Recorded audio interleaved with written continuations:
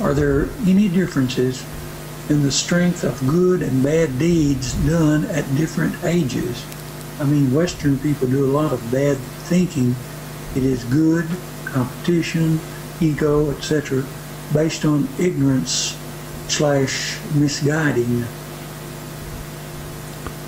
First, later in life, will we really... The strength of good and bad deeds done at different ages. Yeah, but he's got something right above that. Is he following on it? Let me see. First, later in life, will we really get a chance to see for ourselves with such technical things? Because evil should be known, but not necessarily the technicals. I don't quite get it. But okay, let's talk about good and bad deeds done at different ages. I mean, I think the classical question here would be, do bad deeds done by children have the same effect as bad deeds done by adults? It's a good question. I would be tempted to say, and it's just a me answer, it's not really from the Sutta's answer, that children don't... and I mean, it makes sense. It's the answer that most people would naturally want to give.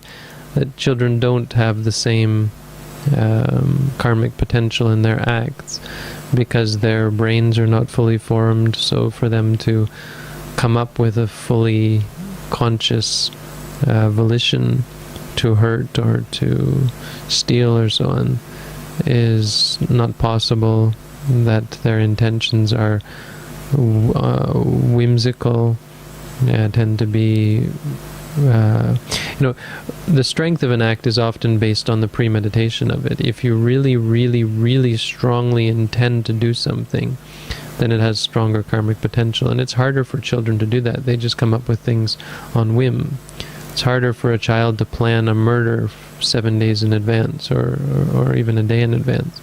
But it's possible for a child to kill another child. It could happen, but they would just do it spontaneously. So I would say in general there's a good likelihood, and society tends to subscribe to this, and history tends to attest to it. It tends to be a common sense sort of thing where we accept the fact that children are not to be held as accountable for their deeds, and I think the universe will attest to that. Karma will attest to that. Then with the coming of age or the advancing of age, right? Intention becomes more prominent in our thinking with the younger age group. Yeah, that's the point. It'd be premeditation, holding on to grudges and so on. So it can become very, very entrenched in the mind.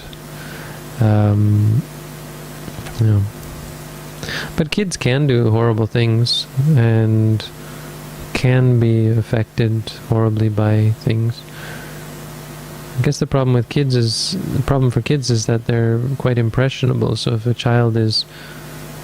I wonder what you'd think of that. If a child is raped versus an adult is raped, which one would it affect stronger? Because children don't have means of processing certain things, so they can be corrupted by acts one might think easier than adults. Anyway, I don't know, kind of speculative. Here's an interesting question.